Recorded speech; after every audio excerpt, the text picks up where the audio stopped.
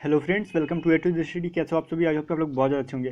Guys देखो, यहाँ पे हमने इंग्लिश का कर लिया था रूल 23 तक। आज हम रूल 24 से करेंगे। द का यूज़ पढ़ रहे हैं हम लोग आर्टिकल में, ठीक है। आर्टिकल में द का यूज़ पढ़ रहे हैं हम लोग, ठीक है। 23 तक हमने रूल कर लिया था ये, और 24 से और यूज़ ऑफ द आज खत्म कर देंगे। और आर्टिकल का क्लास जो है कल खत्म हो जाएगा। कल हम लोग पढ़ लेंगे नो आर्टिकल, ठीक है। कब हम आर्टिकल का यूज़ नहीं करते वो हम कल पढ़ लेंगे। कल आर्टिकल का क्लास जो फाइनली खत्म हो जाएगा। और गाइस ध्यान दो, आप लोग जीके कर रहे थे, इसलिए आज जो आपका मैंने सारा चीज़ मैनेज कर दिया। आपका जीके का सारा क्लास का टाइम सुन लो। कल से सभी क्लासेज टाइम पे होंगी आपकी, ठीक है। मॉर्निंग में वोकैब की क्लास आपको 7 बजे मिल जाएगी, ठीक है। और आपको जीके जीएस नेवी एमआर के लिए भी केमिस्ट्री स्टार्ट हो रहा है, ठीक है। एमआर और ग्रुप वाई के लिए दोनों का कंबाइंड क्लास साथ में चल रहा है। दोनों में से किसी में से जीके नहीं छूट रहेगा। अभी केमिस्ट्री का स्टार्ट हो रहा है जो कि 8 बजे मिलेगा। तो ध्यान दो गाइज, ये जो आज भी आपको जीके क्लास आज हो गया एक क्लास, ठीक है। फर्स्ट क्लास अगर आपने नहीं देखा तो डिस्क्रिप्शन में लिंक है, देख लेना इस वीडियो के बाद। और गई देखो, जीके क्लास आपको ए टू जेड स्टडी पे ना बल्कि हमारे दूसरे चैनल पॉइंट ऑफ एग्जाम पे आपको देखने के लिए मिलेगा, ठीक है। जिसका लिंक जो डिस्क्रिप्शन में है जीके का, वहाँ पे देखना और चैनल को सब्सक्राइब करना। डेली 8 बजे मॉर्निंग में आपको जीके मिलेगा और 10 बजे आपको डेली मैथ मिल जाएगा। और आज भी आपको मैं मैथ का क्लास दूंगा, ठीक है। शाम से हो जाएगा, बिकॉज आज आपको मैथ का क्लास नहीं दिया गया, लेकिन आज मिलेगा, शाम तक मैं दे दूंगा। फिर गाइज आपको ये जो आपको 1 बजे आपका इंग्लिश का क्लास जो है ये चलेगा, ठीक है। तो ध्यान देना, 1 बजे आपका इंग्लिश का क्लास आपको डेली मिलेगा। और रही रीजनिंग की, तो रीजनिंग आपको सैटरडे और संडे से 100% आपको डेली मिल जाएंगी। अब पूरे क्लास का जो है टाइम टेबल फिक्स हो चुका है, ठीक है। तो इसके अकॉर्डिंग आपको डेली वीडियोस मिलेगा। और रीजनिंग के लिए आप लोग टेंशन मत लो। जब मैंने बोला कि मैं आपकी जिम्मेदारी ले चुका हूँ, तो फिर आप लोग क्यों टेंशन ले रहे हो? आपको एग्जाम में एक भी रीजनिंग नहीं छूटेंगे। और कहीं ध्यान दो, ऑलरेडी जो एयरफोर्स ग्रुप वाई और नेवी एमआर का एक जो प्लेलिस्ट मैंने बना रखा है 2019 के लिए, उसमें देखो जितनी भी रीजनिंग की वीडियो हैं, ठीक है, जितनी भी क्लास है उन सबको आप लोग डेली देखो, डेली बेसिस पे। बहुत ज़्यादा इंपॉर्टेंट है, ठीक है। चलो गाइज, आज का हम लोग क्लास स्टार्ट कर लेते हैं। तो देखो, रूल नंबर 24 हमारा क्या है, चलो इसे लिखते जाओ आप लोग। सबसे पहले, किसी वाद्य यंत्र, वाद्य यंत्र का मतलब क्या होता है? म्यूजिकल इंस्ट्रूमेंट, ठीक है। आज का हैंड राइटिंग जरा अच्छा नहीं होगा, बिकॉज मैंने बहुत सारा क्लास का एक साथ मुझे नोट बनाना पड़ रहा है अभी, तो जल्दी जल्दी कर रहा था, ठीक है। तो मुझे क्या होगा, किसी वाद्य यंत्र, म्यूजिकल इंस्ट्रूमेंट, ठीक है। जैसे बांसुरी हो गया, वीणा हो गया, तबला हो गया, ठीक है। जैसे और भी जो वाद्य यंत्र होते हैं जैसे कि हम बजाते हैं, ठीक है, उनके नाम के पहले द का प्रयोग होता है। लेकिन कब होता है ये भी देख लो, यदि उसका प्रयोग एक जाति के रूप में हो जाए, ठीक है। ऐसा नहीं कि जब भी हमें तबला मिल गया, मतलब क्या बोलूँ, जितना भी वाद्य यंत्र हो गया ना, हारमोनियम वगैरह टीसी जो भी होता है, हमें उतना याद भी नहीं आ रहा है वाद्य यंत्र का नाम मुझे अभी। तो जितने भी हो गए उन सबके पहले द का यूज ऐसे ही मत लगा देना। ये देखना, ये पूरी जाति का बोध कर रहा है कि जैसे एग्जाम्पल देख लो, ही प्लेज द तबला, ठीक है। वो क्या कर सकता है? तबला बजा सकता है। अब यहाँ पे पूरी जाति का बोध हो गया है, बिकॉज देखो तबला कहीं का भी हो, चाहे लंदन से लेके आओ, अगर तबला बजाने आपको आता है तो लंदन का तबला लेके आओ, चाहे फ्रांस का से तबला उठा के लाओ, चाहे इंडिया का तबला लाओ, मतलब कहीं का भी तबला लाएगा तो वो बजा सकता है, ठीक है। बिकॉज ये जो पूरी जाति का बोध हो गया ना, ठीक है। तो उसके पहले हम द का यूज करेंगे, अभी क्लियर हो जाएगा। बिकॉज इसका एक्सेप्शन है, ये देख लो, ये इसका एक्सेप्शन है, मतलब अपवाद है, ठीक है। क्या देखो, यदि म्यूजिकल इंस्ट्रूमेंट काउंटेबल नाउन के रूप में होगा तो इसके पहले ए एन का यूज करेंगे, या फिर एक से अधिक होगा तो 2 3 4 ऐसे यूज करेंगे। जैसे देखो यहाँ पे क्या है, आई बॉट अ तबला, ठीक है। मैंने एक तबला खरीदा, ठीक है। अब इसका मतलब क्या, ये मैं जब मैं पर्सनली इंडिविजुअली यूज कर रहा हूँ, या फिर मैंने देखा, या फिर मैंने तोड़ा, ठीक है, तो क्या हुआ, ये तबला पूरी जाति को आप एक ही बार नहीं खरीद सकते हो। जैसे कि ऐसा तो नहीं है मैं बोल दूंगा आई बाउट द तबला, अगर मैं ये बोल दूँ द तबला, तो इसका मतलब क्या हुआ, दुनिया में जितनी भी तबला हैं उन सबको मैंने खरीद लिया। मतलब द लग गया अगर म्यूजिकल इंस्ट्रूमेंट के पहले, तो समझ लो कि सारी उसकी पूरी जाति के बारे में बोध कर रहा है। नहीं ना, तो ऐसा नहीं हो सकता है ना। जब भी हमें क्या होगा, पूरी जाति के बारे में अगर सेंटेंस से पता चलेगा, जैसे मैं बजा सकता हूँ तबला, ठीक है, मैं फ्लूट मतलब बांसुरी हो गया बजा सकता हूँ, हारमोनियम जो है बजा सकता हूँ, मतलब कोई भी हमें मिलेगा तो मैं बजा सकता हूँ उसे, है ना। मैं उसको कैसे यूज़ करते मैं बता सकता हूँ। तो उसके पहले द यूज़ करेगा, बिकॉज वो पूरी जाति का बोध कर रहा है। लेकिन मैं कोई खरीद रहा हूँ, या फिर मैं अपनी बांसुरी तोड़ रहा हूँ, या फिर मैं अपने तबला को फोड़ रहा हूँ, मैंने क्या किया, किसी को गिफ्ट कर दिया, etc जो भी होगा, तो मैं पूरी जाति को नहीं कर सकता ना, किसी 1 2 3 इस तरीके से यूज कर सकता हूँ। वैसे कंडीशन में वो काउंटेबल नाउन बन जाता है, उसके पहले ए एन 1 2 3 4 ये सभी चीज़ें लग जाते हैं सेंटेंस के अकॉर्डिंग, ठीक है। तो मुझे उम्मीद है कि आपको समझ में आ गया होगा। अब देखो नेक्स्ट रूल हमारा क्या है, 25 नंबर, आविष्कार, इन्वेंशन की गई वस्तु के नाम के पहले द का यूज होता है, ठीक है। अब ध्यान दो, कोई भी चीज़ जो इन्वेंट किया होगा, जैसे बहुत सारी चीज़ें यहाँ पे देखो, यूएफओ है, माइक्रोस्कोप है, टेलीविज़न है, रेडियो है, मोबाइल है, टेलीफोन है, वगैरह वगैरह, जितने भी इन्वेंशन किए गए चीज़ हैं उनके पहले द का यूज़ होता है, ठीक है। जैसे the microscope, the mobile, the telephone, etc, ये जितने आविष्कार किए गए चीज़ें हैं उनके नाम के पहले द का यूज होता है। लेकिन गाइस ध्यान देना, यहाँ पे दो अपवाद भी पढ़ने के लिए मिलेंगे आपको। एक्सेप्शन क्या है? टेलीविज़न के नाम के पहले अगर वॉच या फिर ऑन का प्रयोग होगा, टेलीविज़न के लिए बोला जा रहा है, लेकिन टेलीविज़न के साथ एक चीज़ और ऐड कर लो आप लोग, रेडियो, ठीक है। मैंने रेडियो मिस कर दिया है। रेडियो के पहले ऑन का अगर यूज़ होगा, ठीक है, टेलीविज़न के पहले वॉच या फिर ऑन का प्रयोग होगा, तो टेलीविज़न या फिर रेडियो के पहले द का प्रयोग नहीं करेंगे। इस चीज़ को लिख लो आप लोग। यदि टेलीविज़न या रेडियो के पहले वॉच या ऑन का प्रयोग हो तो टेलीविज़न या रेडियो के पहले द का प्रयोग नहीं करेंगे। बिकॉज देखो यहाँ पे आई एम वॉचिंग टेलीविज़न, ठीक है। अब यहाँ पर मैं लिख दूँ कि I was watching the television, तो इससे क्या प्रतीत होगा आपको? मैंने पूरी उसकी जाति को मैं देख रहा हूँ, ऐसा नहीं हो सकता ना। आई एम वॉचिंग टेलीविज़न, ठीक है। या फिर वैसे ही हो सकता है, कुछ लोग मैच देखते हैं, क्या सुनते हैं किस चीज़ पर, रेडियो पे, तो रेडियो के पहले ऑन का अगर यूज़ होगा तो उसके पहले भी द का यूज़ मत करना। रेडियो भी क्या इन्वेंट किया हुआ चीज़ है, तो रेडियो और टेलीविज़न के लिए ये रूल आप लोग याद कर लेना जरा, ठीक है। अब गई देखो एक्सेप्शन हमारा 2 क्या है? यदि आविष्कार की गई वस्तुओं का प्रयोग काउंटेबल नाउन की तरह हो तो उनके पहले ए एन का यूज़ होता है। अब तो मैंने आपको पिछले रूल में ही बता दिया था ना, ही बाउट द टेलीविज़न, अगर कोई टेलीविज़न खरीद रहा है तो वो 1 ही 2 3 4 5 ऐसे खरीदेगा ना, पूरी की पूरी वर्ल्ड में या फिर जितनी भी सारी टेलीविज़न है वो नहीं खरीद सकता। वैसे टाइम पे क्या हो, टेलीविज़न जो है काउंटेबल नाउन की तरह यूज़ होगा। जितने भी टेलीविज़न खरीदेगा वो हम यहाँ पे यूज़ करेंगे मतलब 1 2 3 4 जितने भी टेलीविज़न खरीद रहे हैं, समझ में आ गया। तो वैसे कंडीशन में क्या हमें द का यूज़ नहीं करना है। इन सभी को रूल को कॉपी पे लिखो, उसके बाद क्या करना, 2 बार पढ़ना तो सभी क्लियर हो जाएंगे आपको इजीली। और जैसे ही आपका आर्टिकल का चैप्टर खत्म होता है मैं इसका एक मॉक टेस्ट करा दूंगा आपका, हर एक चैप्टर वाइज, ठीक है। अब देखो, व्यक्तियों का वर्ग बताने के लिए किसी एडजेक्टिव के पहले द का यूज़ करते हैं, ठीक है। जैसे देखो पुअर मतलब क्या, गरीब, है ना, ये क्या एक एडजेक्टिव है। किसी मान लो कोई आदमी है वो गरीब है तो वो उसकी क्या बोल रहे हो आप लोग, वो एडजेक्टिव है। गरीबी क्या उसकी एडजेक्टिव है। तो देखो अगर हम किसी एडजेक्टिव के पहले अगर द का यूज़ कर दिए तो वो पूरी जो है उसकी जाति को बोध करने लगा, मतलब बहुत सारे से एक बड़े से समुदाय को बोध करने लगा। जैसे देखो द पुअर का मतलब क्या हुआ, एक गरीब के बारे में नहीं बोल रहा है, पुअर पीपुल मतलब पूरे के पूरे गरीबों के बारे में बात की जा रही है, ठीक है। देखो द ऑनेस्ट बोल दिया अगर हम, तो ऑनेस्ट पीपुल जितने ईमानदार व्यक्ति हैं उन सभी के बारे में बात की जा रही है, समझ में आया।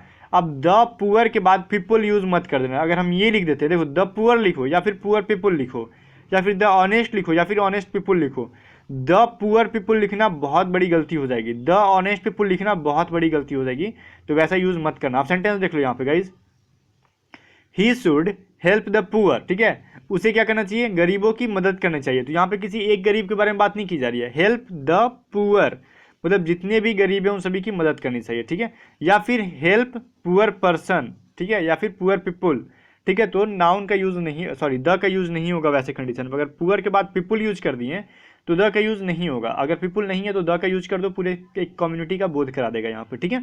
अब देखो ये एक है, he is dash poor, guys वो क्या है, वो गरीब है, ठीक है। तो इसके पहले कोई आर्टिकल का यूज हमने नहीं करना है, बिकॉज देखो अगर मैं यहाँ पे यूज कर रहा हूँ ही इज द पुअर, तो यहाँ पे द पुअर का मतलब हो गया बहुत सारे गरीब लोग हो गए ना। तो बताओ एक व्यक्ति बहुत सारा कैसे हो सकता है, एक व्यक्ति एक ही होगा ना, तो उसके पहले द या फिर किसी भी आर्टिकल का यूज नहीं करना होगा। बिकॉज देखो ही इज पुअर, अगर मैन रहता है यहाँ पे ही इज पुअर मैन, तो उसके पहले हम he is a poor man use कर सकते थे। बिकॉज ए एन किसके लिए यूज होता है, ये नाउन के लिए यूज होता है, ठीक है, ये एडजेक्टिव के लिए नहीं। और क्या आप बोलोगे कि इस एडजेक्टिव के लिए हमने आर्टिकल का यूज क्यों किया, बिकॉज ये इस एडजेक्टिव में पुअर पीपुल मतलब नाउन छुपा हुआ है ऑलरेडी, ठीक है।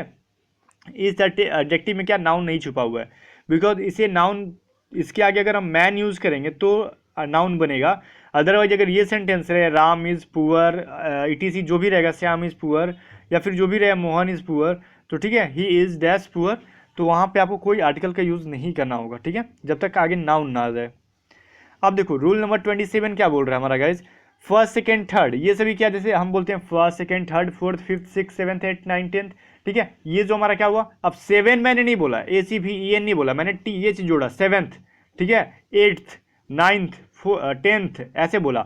अब एक होता है 1 2 3 4 5 6 7, तो कहीं देखो फर्स्ट सेकेंड थर्ड फोर्थ है ना, थर्ड फोर्थ ये क्या होगा हमारा ऑर्डिनल एडजेक्टिव बोलते हैं इसे, और एक होता है हमारा कॉर्डिनल एडजेक्टिव जिसे बोलते हैं 1 2 3 4, ये सब हो गया हमारा कॉर्डिनल एडजेक्टिव, ठीक है। तो कॉर्डिनल एडजेक्टिव को छोड़ो, जब भी हमारा फर्स्ट सेकेंड थर्ड टाइप का अगर वर्ड आएगा, कहीं तक चले जाए, फोर्थ फिफ्थ सिक्स जहाँ तक चले जाए, वैसा अगर यूज़ हुआ, ठीक है, तो हमें उसके पहले द का यूज़ करना चाहिए। और दो चीज़ आपको यहाँ पर मिलेंगे, नेक्स्ट और लास्ट। नेक्स्ट और लास्ट के पहले भी द का यूज होता है, ठीक है, तो इस चीज़ को ध्यान में रखना। अगर 1 2 3 रहे तो इसके पहले द का यूज मत करना कभी भी। फर्स्ट सेकेंड थर्ड का मतलब वो हो गया क्या, हमारा ऑर्डिनल एडजेक्टिव हो गया, ठीक है। अब यहाँ पे आप लोग देख लो क्या, हमारा द फर्स्ट प्रेसिडेंट, ठीक है, द फर्स्ट प्रेसिडेंट, ये जो हमारा फर्स्ट क्या हो गया, ये हमारा ऑर्डिनल एडजेक्टिव हो गया, तो हमने द का यूज किया है। अब देखो द नेक्स्ट चैप्टर, अगला चैप्टर नेक्स्ट के लिए हमने यूज किया, मैंने वो लिखा था नेक्स्ट और लास्ट, द लास्ट ऑप्शन, ठीक है। अब इसके लिए क्या हुआ, हमारा द का यूज किया, लेकिन इसके भी कुछ अपवाद हैं गाइस, एक्सेप्शन है, वो भी देख लो। ये सभी रूल को लिख के पढ़ोगे तो समझ में आएगा आपको इजीली। अब देखो, यदि नेक्स्ट या लास्ट का प्रयोग वीक, मंथ, ईयर, डे इत्यादि सूचक शब्दों के पहले हो तो नेक्स्ट एवं लास्ट के पहले द का प्रयोग नहीं होता है, ठीक है। अब यह एग्जाम्पल देखो, ही केम ईयर लास्ट वीक, अब लास्ट के बाद क्या आ गया, वीक आ गया, तो इसके पहले लास्ट है ना, ठीक है, तो यहाँ पे द का यूज़ नहीं होगा। अब यहाँ पे देखो वीक, मंथ, ईयर, डे अगर आ गया तो लास्ट या फिर नेक्स्ट के पहले द का यूज़ नहीं होगा, तो इन सभी वर्ड को आपको याद रखना होगा। या फिर वीक का नाम आ जाए, जैसे वीक में मान लो वीक का नाम क्या होगा, जैसे डे का नाम आ जाएगा, संडे, मंडे, ये ट्यूसडे, वेडनेसडे, फ्राइडे, ये सब जो भी है। मंथ का नाम आ जाएगा, जनवरी, फरवरी, ये सब अगर आ गया तो उसके पहले भी लास्ट या फिर अगर नेक्स्ट आ गया तो उसके पहले भी द का यूज़ मत करना कभी भी, ठीक है। देखो यहाँ पे we may go to Mumbai next year, ठीक है, नेक्स्ट, अगर नेक्स्ट के बाद क्या आ गया, हमारा ईयर आ गया, तो नेक्स्ट के पहले द का यूज़ नहीं करना हमें। तो इन सभी चीज़ों को लिखना, आप याद करना। ये सब चीज़ें ऐसी नहीं कि मैं आपको दिमाग में डायरेक्ट क्या करूँ, डाल दूँ, ठीक है, आपको लिख के पढ़ना होगा। मैं आपको सिर्फ रूल ही बता सकता हूँ। तो देखो अब नेक्स्ट क्या हमारा, किसी सेंटेंस, यदि सेंटेंस में 4 के बाद, एक्सेप्शन है ये भी उसका, ठीक है, यदि सेंटेंस में 4 के बाद लास्ट का प्रयोग होगा तो उसके बाद अगर न्यूमेरिकल एडजेक्टिव 1 2 3 4 etc का अगर उसके बाद कोई सूचक शब्द आए तो लास्ट के पहले द का प्रयोग होगा, ठीक है। अब देखो 4, पहले समझ लो कि सेंटेंस में 4 का यूज़ होना चाहिए, ठीक है, और उसके बाद क्या, लास्ट का यूज़ होना चाहिए, ठीक है, और उसके बाद क्या होगा 5, जैसे 1 2 3 4। अब इस रूल को समझना जरा लिख के देखो, सबसे पहले क्या होना चाहिए, अगर 4 के बाद लास्ट का यूज़ होगा, मैंने लास्ट पे कुछ रूल बताया, लास्ट और नेक्स्ट, ठीक है, तो 4 के बाद अगर लास्ट का यूज़ हो रहा है और लास्ट के बाद क्या हो रहा है 1 2 3 4 5 6 7 8 का यूज़ हो रहा है, इस तरीके से कुछ भी, तो उसके पहले लास्ट के पहले द का यूज़ होगा, ठीक है। देखो फॉर द लास्ट 5 मंथ्स, ठीक है, तो इस चीज़ को भी जरा ध्यान देना आप लोग। अब एक्सेप्शन नंबर 3, अभी तक का सबसे बड़ा एक्सेप्शन वाला रूल यही था जो कि मोस्ट इंपॉर्टेंट है। कुछ इडियोमैटिक फ्रेजेस, ठीक है, कुछ इडियम फ्रेज होते हैं जिसमें फर्स्ट या लास्ट के पहले द का प्रयोग नहीं होता, जैसे the at first, at last, at second, ठीक है, etc हो गया। अब मैंने बोला आपको फर्स्ट के पहले द का यूज करना, लेकिन जब भी एट फर्स्ट आ जाए, हमारा क्या एक इडियम है, इसके बीच में द का यूज नहीं करना है। एट द फर्स्ट बिल्कुल गलत हो जाएगा, एट द लास्ट बिल्कुल गलत हो जाएगा, ठीक है, at second, at third, at fourth, etc जो भी हो जाएगा हमारा, इसके बाद द का यूज मत करना आप लोग, ठीक है। चलो अब रूल नंबर 28 हमारा क्या है, ये देखो, शरीर के अंग के नामों के पहले द का प्रयोग होता है यदि वे प्रीपोजिशनल फ्रेज में हो। मतलब एक फ्रेज होता है प्रीपोजिशनल फ्रेज, जैसे देखो आई cot him by the hand, ठीक है, मैंने क्या किया, उसे बाय द हैंड पकड़ लिया, जैसे उसे रंगे हाथों पकड़ लिया, ठीक है। अब उसकी शरीर की हाथ मतलब अंगों की बात नहीं की जा रही है, एक फ्रेज है ये, ठीक है, by the hand, in the eye मतलब मैंने उसकी आंखों में झांक कर देखा, तो इसका मतलब थोड़ी कि आंख के अंदर घुस के देख रहा, नहीं ना, ये फ्रेज है। तो वैसे कंडीशन में अगर हमारे शरीर के अंगों का नाम आया तो द का यूज़ करना होता है, ठीक है, तो इस चीज़ को ध्यान रखना। और भी इस पे रूल है, ये तो रूल ए था शरीर के नाम पे, ए रूल था, अब रूल भी देखो शरीर वाला, यदि किसी खास व्यक्ति के शरीर के अंगों की चर्चा ना करके सामान्य रूप से हो तो शरीर के अंग के नाम के पहले द का यूज होता है। अब देखो किसी एक पर्सनल व्यक्ति के शरीर का अंग की बात नहीं कर रहा, जैसे मैं नहीं बोल रहा हूँ कि श्याम का दिमाग या फिर मेरा दिमाग, जैसे मेरा ही दिमाग ले लो, मेरा दिमाग हो गया, मेरा आँख हो गया, मेरा हाथ हो गया, या फिर मेरे किसी दोस्त का हाथ हो गया, किसी मतलब बोलो कि पार्टिकुलरली व्यक्ति को लेकिन नहीं अगर हमें यूज़ करना है तो उसके पहले क्या करें, द का यूज़ करना होता है, ठीक है। जैसे wine generally dull the brain, ठीक है, क्या करता है हमारा शराब जो होता है दिमाग को क्या कर सकता है, कमजोर कर सकता है। तो यहाँ पे किसी एक व्यक्ति के बारे में नहीं बात की जा रही ब्रेन के लिए, पूरे जितने भी लोग हैं सबके बारे में बात की जा रही है, तो वैसे कंडीशन में द का यूज होता है। अगर मैंने यहाँ पे किसी एक व्यक्ति की बात कर ली होती तो वहाँ पे द का यूज नहीं करना होता मुझे, ठीक है। चलो ये सभी जब मैं मॉक टेस्ट कराऊंगा तो आपको क्लियर हो जाएगा। यदि शरीर के अंगों के साथ बीमारी का नाम प्रयोग हो जाए तो शरीर के अंगों के पहले द का यूज होता है, ठीक है। अब कहीं देखो, अगर शरीर के अंग के बारे में बात की जा रही है, ठीक है, मान लो कोई भी शरीर का अंग है, आई है, जैसे कि आई में भी बहुत सारी बीमारी होते हैं, हमारे आइज में, नोज में, ठीक है, स्टोमक में, ठीक है, बहुत सारे जो हैंड में, लेग में, अगर बीमारी के साथ अगर जोड़ा जाए उस बॉडी के पार्ट को, ठीक है, तो उसके पहले क्या होगा, द का यूज होगा। क्या द का यहाँ पे, कैंसर ऑफ द लंग, ठीक है, फेफड़ों का जो रहता है क्या होता है हमारा, लंग्स का क्या होता है हमारा, कैंसर होता है, ठीक है। तो उसके पहले हमने क्या किया, द का यूज किया, बिकॉज यहाँ पे कैंसर का एक बीमारी है और बीमारी के बाद क्या हमारे शरीर के नाम है, ठीक है। सो गाइज मुझे उम्मीद है कि समझ रहे होगे आप लोग। अब देखो ये रूल नंबर डी क्या हमारा, यदि शरीर के अंग का नाम काउंटेबल नाउन के रूप में हो तो इनके पहले ए एन का यूज होता है। अब जाहिर सी बात है, काउंटेबल जिसे हम काउंट कर सकते हैं तो उसे क्या करेंगे, ए एन, ठीक है। जैसे मैन हैज़ अ लीवर, इंसान के पास क्या होता है, एक लीवर होता है, ठीक है। अब जो चीज़ दो होती हैं तो उसके पहले टू का यूज़ करेंगे, काउंटेबल है भाई। जैसे हमारे पास कितनी आंखें हैं, टू आइज हैं, कितने नोज हैं, तो नोज तो हमें वन ही होते हैं, ठीक है। टू ईयर्स होते हैं, ठीक है, इटीसी जो भी हो गया। तो वैसे काउंटेबल होगा तो हमें उसे बता देना कि वो काउंटेबल है, जैसे 1 2 3 ए एन का यूज़ करके हमें ये उसे क्लियर कर देना होगा कि वो काउंटेबल है। मैन हैज़ ए लीवर, ठीक है, तो लीवर के पहले हमने द का यूज़ ना करके बल्कि ए एन का यूज़ किया, बिकॉज ये क्या है, ये एक लीवर हमारे पास एक ही होता है। अब देखो रूल नंबर ई क्या हमारा गाइस, देखो कुछ इडियोमैटिक फ्रेजेज में शरीर के अंगों के नाम के पहले द का यूज़ नहीं होता है। अब ये तो याद कर लो ना, एट हैंड, ठीक है, on foot, in hand, hand to hand, ऐसे बहुत सारे और भी फ्रेजेज हैं जिनके अभी तो फिलहाल इतना ही याद रखो जो कि एग्जाम में आते रहते हैं। तो इनके पहले या फिर कहीं बीच में द का यूज़ नहीं होता है। एट द हैंड मत करना है, एट हैंड होता है, ऑन फुट मतलब पैदल जाना होता है, in hand, hand to hand, ये सभी चीज़ें क्या है, इनके पहले द का यूज़ नहीं होगा, ठीक है। अब रूल नंबर 29 देखो गाइज, किसी यूनिक वस्तु के पहले द का प्रयोग होता है। अब यूनिक मतलब क्या होता है, मैंने बताया था एक्सक्लूसिव, इसका साइनोनिम होता है एक्सक्लूसिव, या फिर यूनिक का मतलब क्या होता है, अद्वितीय, उसके जैसा कोई और ना हो अगर, ठीक है।